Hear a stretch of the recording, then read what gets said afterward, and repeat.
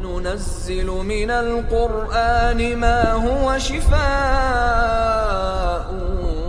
ورحمة للمؤمنين ولا يزيد الظالمين إلا خسارا. Bismillahirrahmanirrahim.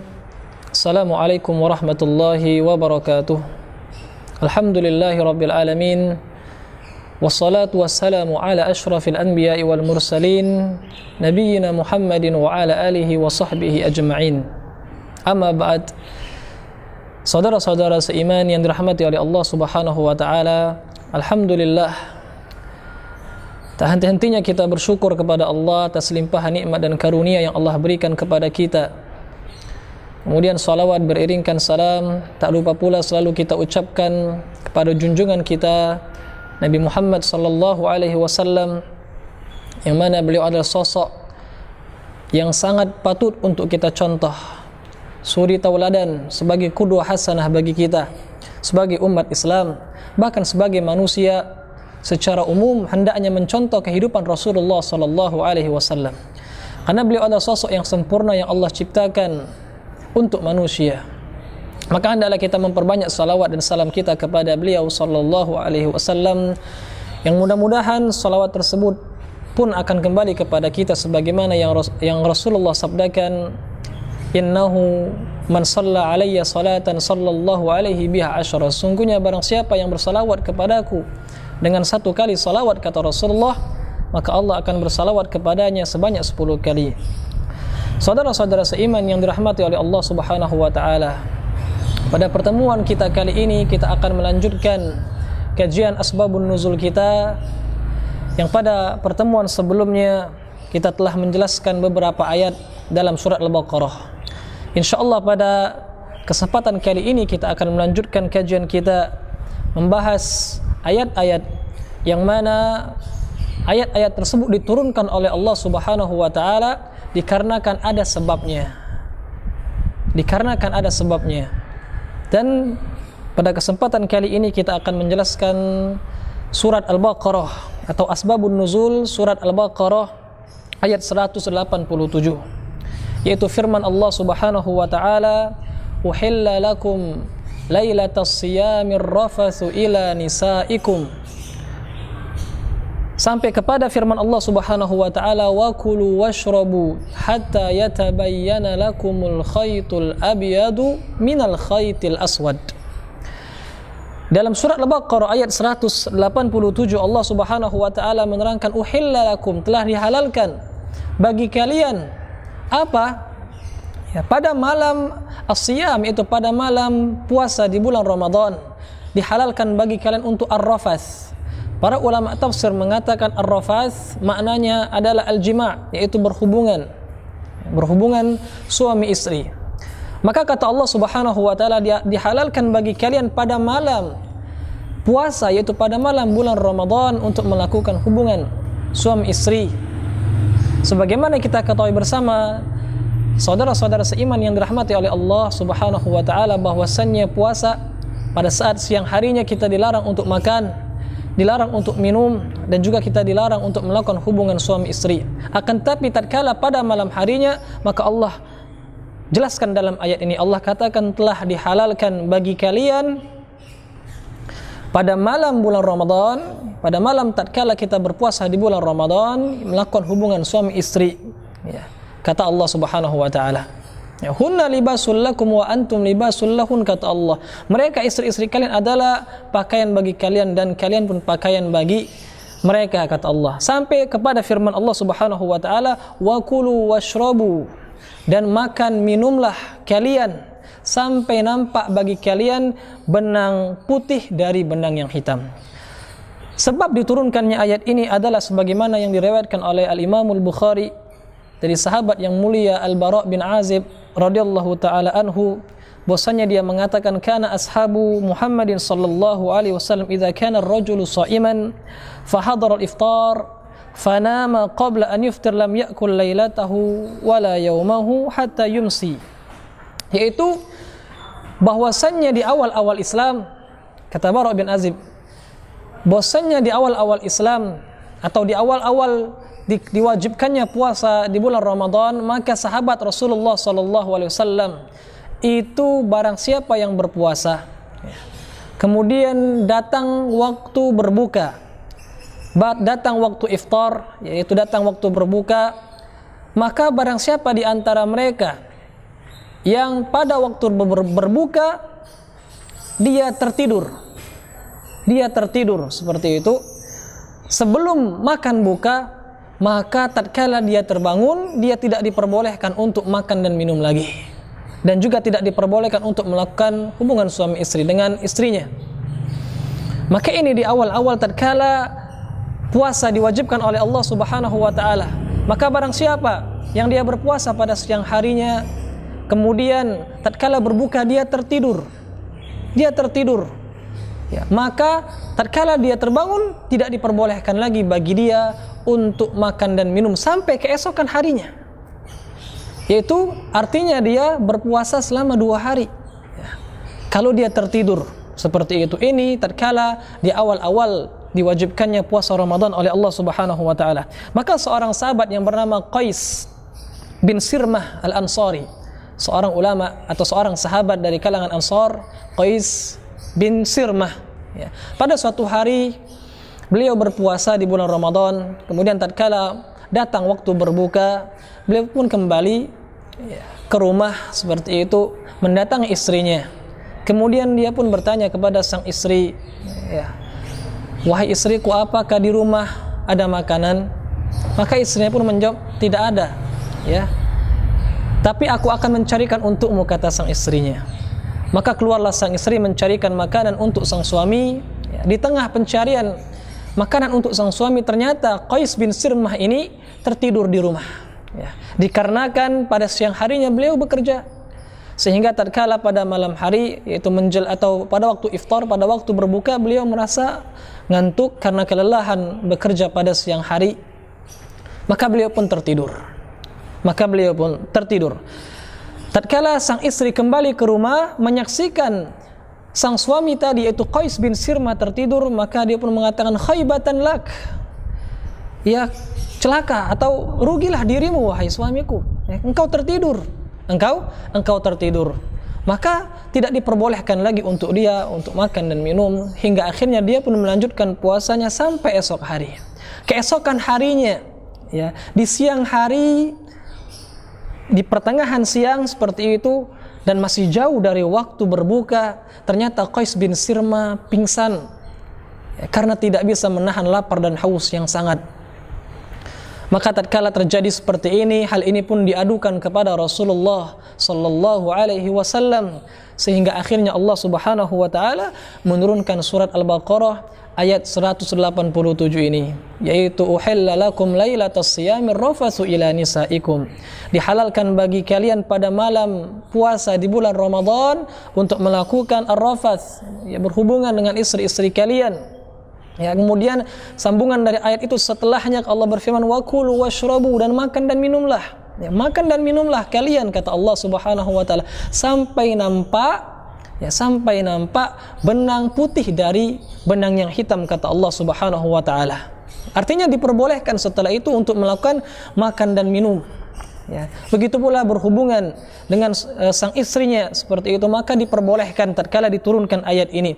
Maka tatkala Allah menurunkan ayat ini, sahabat pun sangat bergembira, sahabat bersuka cita tatkala Allah Subhanahu wa taala menurunkan ayat ini, karena ayat ini menjadikan kemudahan, rukhsah, ya, kepada kaum muslimin yang pada saat itu mereka sangat berat dan sangat sulit seperti itu. Ini di antara sebab kenapa Allah Subhanahu wa taala menurunkan surat Al-Baqarah ayat 187 ini.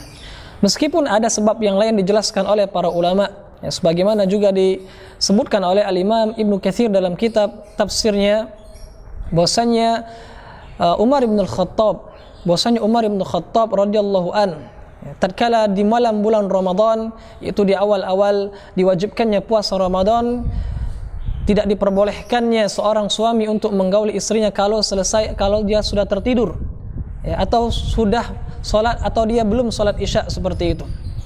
Maka Umar bin Khattab diketahui seperti itu, setelah salat Isya beliau berhubungan dengan sang istri. Maka itu pun beliau mengadukan hal itu kepada Rasulullah SAW hingga akhirnya Allah menurunkan ayat ini. Inilah kata para ulama beberapa sebab kenapa surat Al-Baqarah ayat 187 ini diturunkan oleh Allah Subhanahu wa taala. Maka kita katakan sebabnya yaitu karena di awal Islam kaum muslimin tidak diperbolehkan untuk makan apabila mereka tertidur sebelum mereka berbuka. Jadi kalau mereka sudah tertidur sebelum berbuka, artinya tatkala bangun, maka mereka tidak boleh lagi makan dan minum, dan begitu pula tidak boleh lagi berhubungan suami istri. Maka Allah turunkan ayat ini sebagai kemudahan bagi kaum muslimin. Maka tatkala Allah turunkan ayat ini, kaum muslimin pun bergembira. Dan ini, wahai saudara-saudara seiman yang dirahmati oleh Allah Subhanahu wa taala, tanda bahwasannya Allah Subhanahu wa taala sangat mencintai umat Islam. Dan umat Islam benar-benar umat yang sangat Allah Subhanahu wa taala sayangi, dan Allah inginkan kepada kita kemudahan.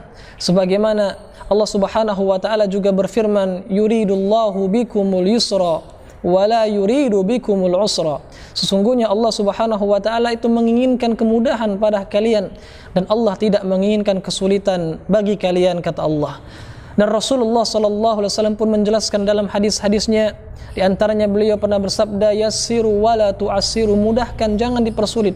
Dalam hadis lain beliau bersabda, inna hadzal dina yusrun.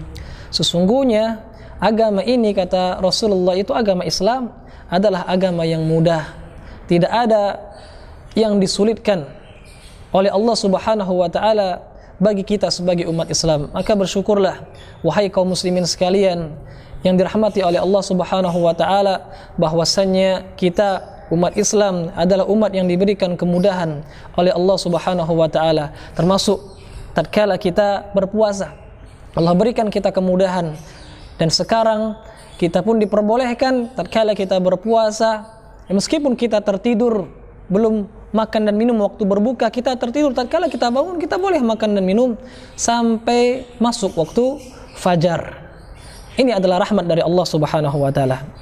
Kemudian dalam ayat ini juga, masih dalam surat Al-Baqarah ayat 187, ada firman Allah Subhanahu wa taala tadi, yaitu wa kulu washrabu hatta yatabayyana lakumul khaytul abyadu minal khaytil aswad.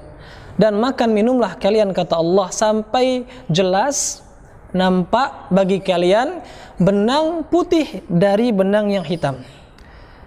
Kemudian lanjutan ayat ini, minal fajr, dari fajar.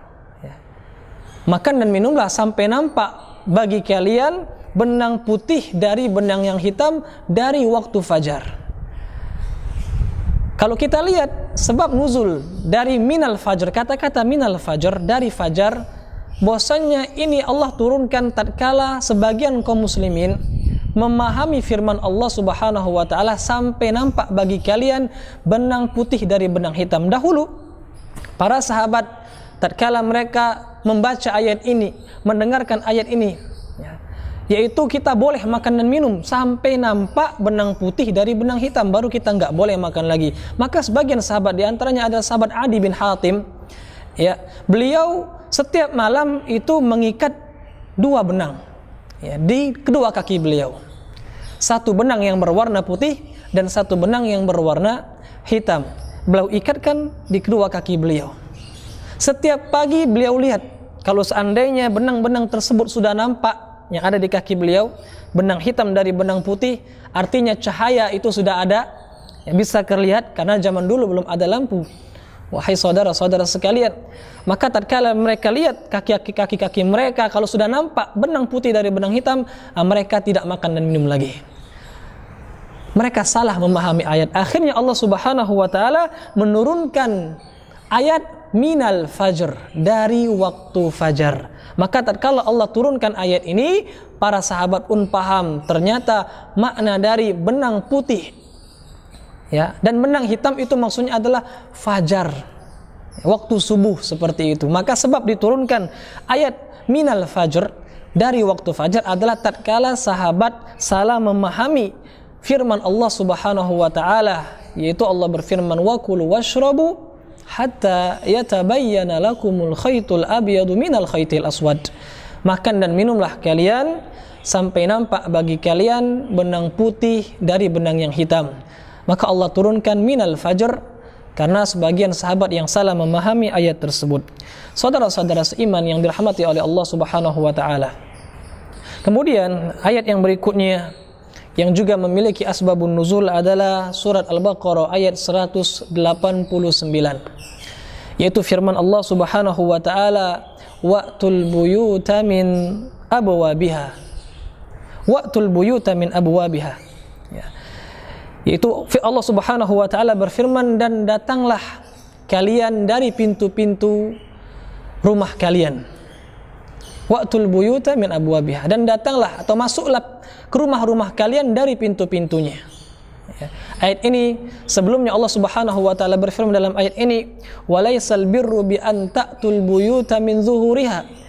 Bukanlah kebajikan, kata Allah, bukanlah yang dinamakan kebajikan, albir, yaitu kalian mendatangi rumah-rumah dari belakangnya. Bukan itu kebaikan, kata Allah Subhanahu wa taala. Walakinnal birra manittaqa. Akan tapi yang dinamakan kebaikan dan kebajikan adalah kalian bertakwa kepada Allah. Ya, itu orang-orang yang bertakwa kepada Allah, itulah orang yang baik, orang yang albar kepada Allah Subhanahu wa taala. Wa'tul buyuta min abwabiha, maka datangilah rumah-rumah kalian, kata Allah, dari pintu-pintunya. Ayat ini, kata para ulama, sebab nuzulnya adalah tatkala sebagian sahabat Ansor, ya, sebagian sahabat Ansor yang mereka tatkala berhaji, melakukan ibadah haji, kemudian mereka kembali ke rumah-rumah mereka, biasanya mereka itu masuk dari belakang, ya, mendatangi rumah mereka dari belakang, kemudian mereka masuk dari belakang rumah mereka, bukan dari pintu-pintunya. Maka suatu ketika, ya, datanglah seorang sahabat Ansor, ya, seorang sahabat Ansor yang mana dia menyelisihi kebiasaan kaum Ansor pada saat itu, yaitu dia masuk dari pintu depan, bukan dari belakang rumah tersebut. Maka tatkala dia melakukan hal ini, sahabat-sahabat Ansor lainnya mencela dia, tidak terima, mengingkari perbuatan sahabat Ansori ini. Ya. Lalu Allah turunkan firman-Nya, walaysal birru bi an ta'tul buyuta min zuhuriha, kata Allah. Bukanlah kebaikan itu kalian mendatangi rumah-rumah kalian dari belakangnya. Bukan, akan tetapi kebaikan adalah orang yang bertakwa.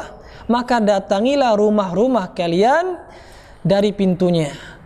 Artinya Allah Subhanahu wa taala membenarkan apa yang dilakukan oleh sahabat Ansor tadi. Ini sebab diantara kenapa Allah Subhanahu wa taala menurunkan ayat ini. Ada riwayat lain yang diriwayatkan oleh Al-Imamul Hakim dari sahabat yang mulia Jabir bin Abdullah radhiyallahu taala anhu. Beliau mengatakan, kanat Quraisy yud'auna al-Hums. Dahulu Quraisy itu mereka disebut dengan orang Al-Hums atau Ahmas, ya. Orang-orang Quraisy terdahulu mereka disebut sebagai Ahmas. Kenapa? Wa kanu yadkhuluna minal abwab fil ihram. Karena mereka dahulu mendatangi rumah-rumah itu dari pintunya. Mendatangi rumah-rumah dari pintunya.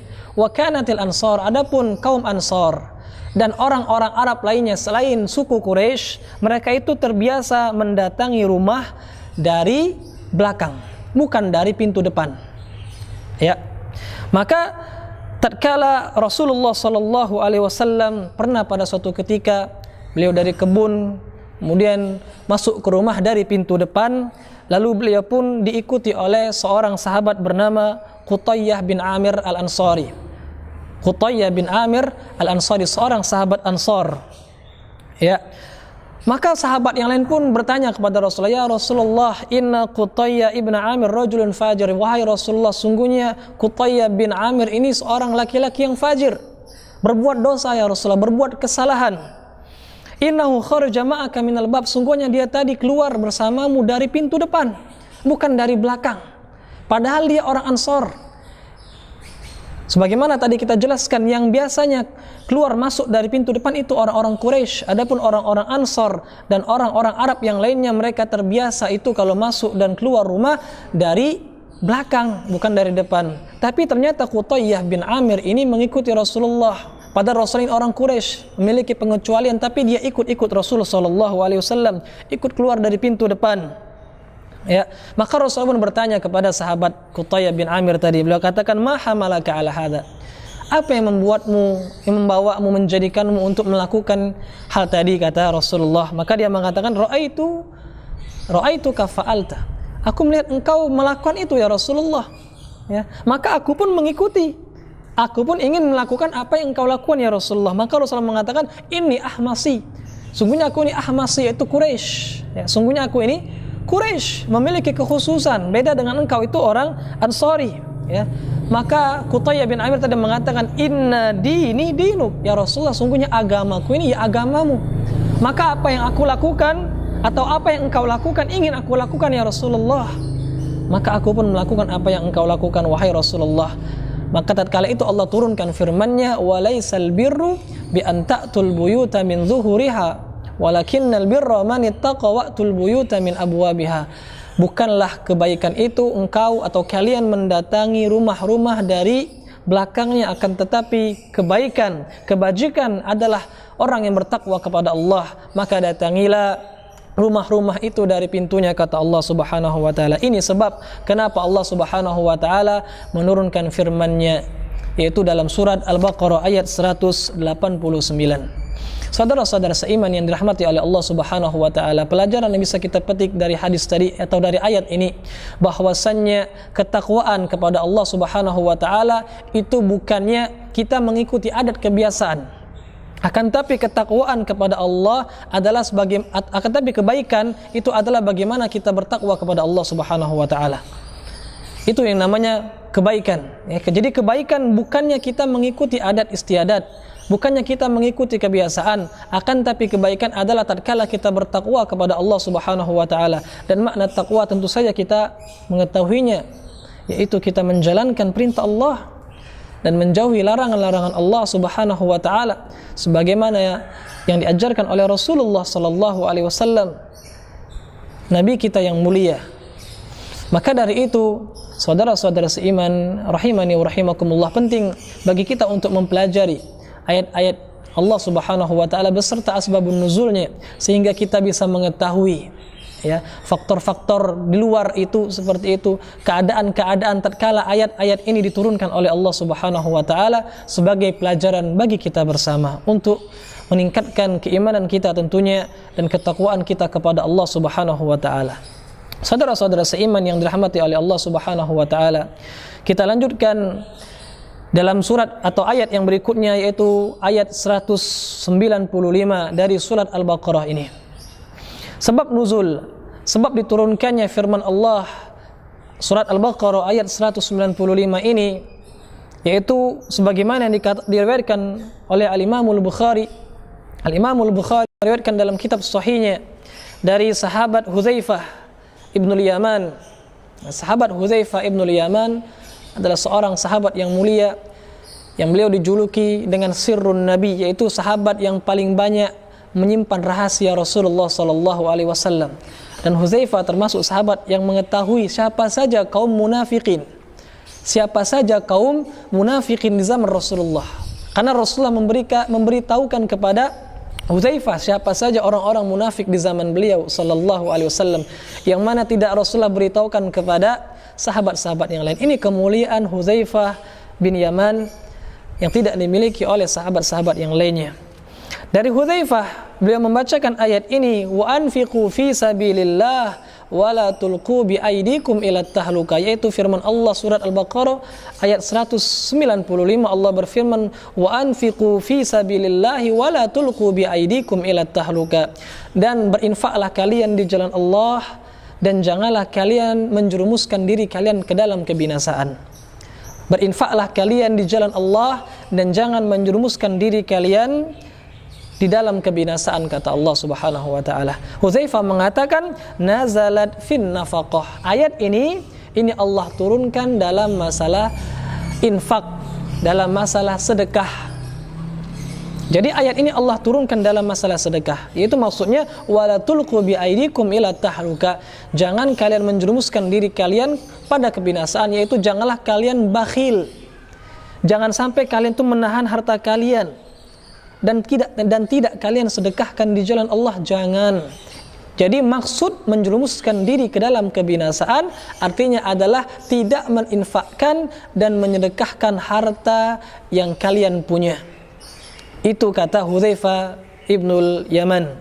Sebagaimana pula dalam riwayat Al-Imam Tirmidzi rahimahullahu taala.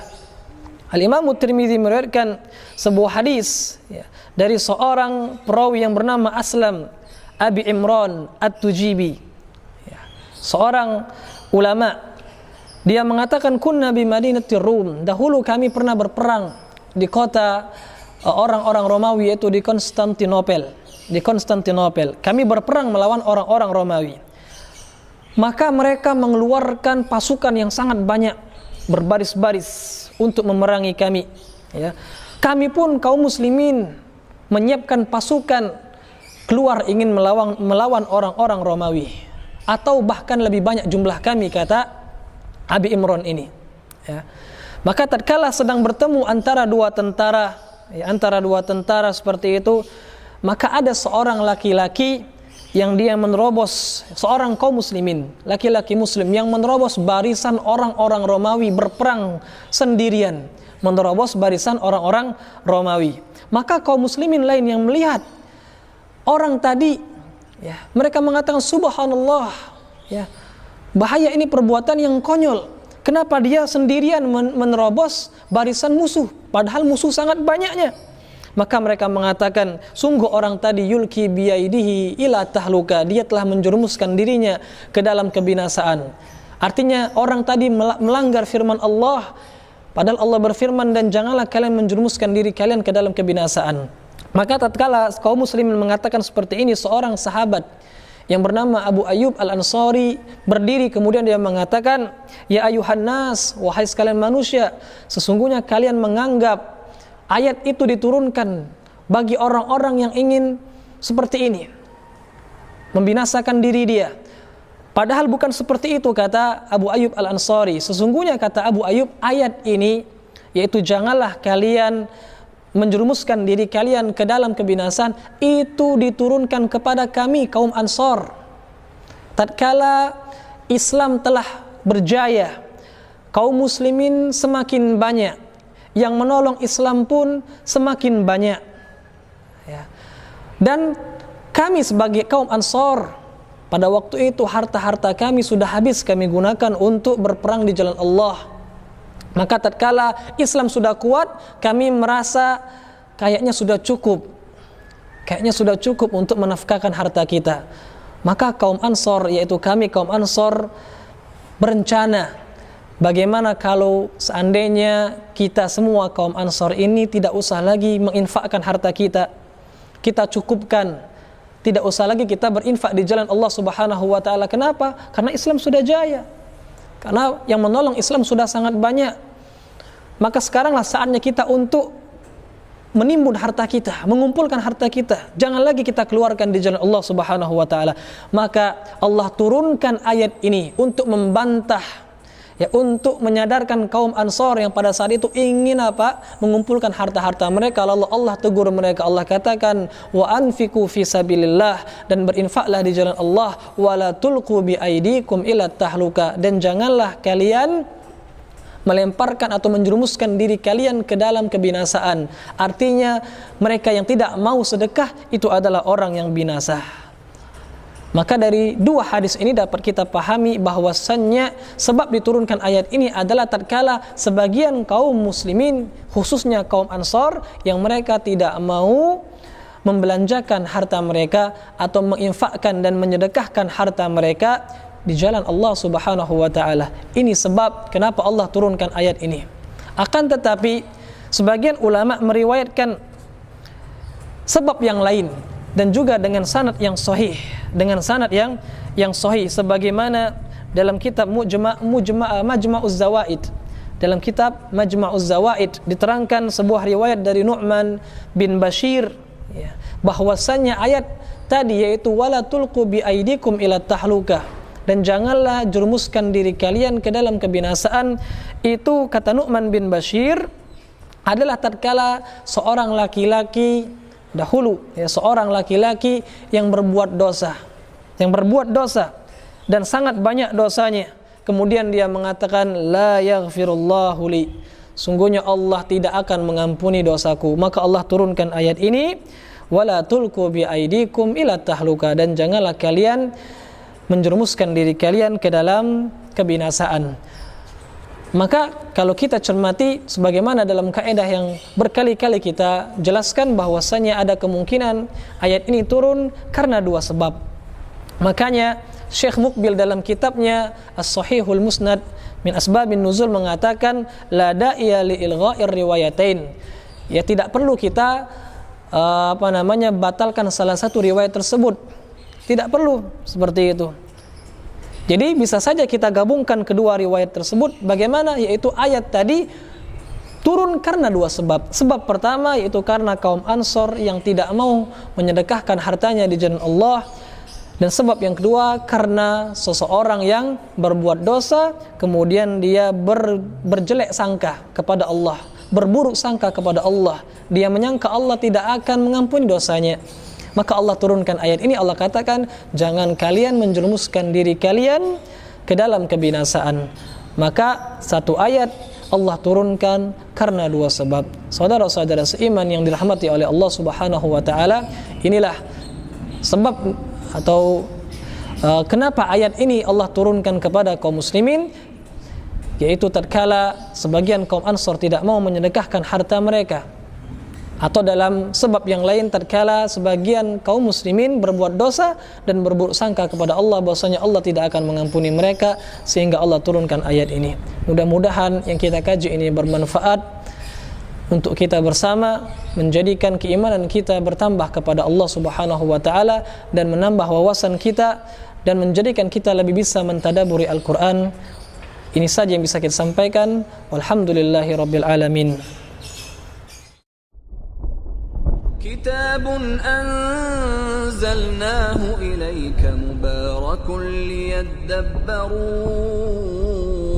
ayatihi wa liyatadhakkara ulul albab.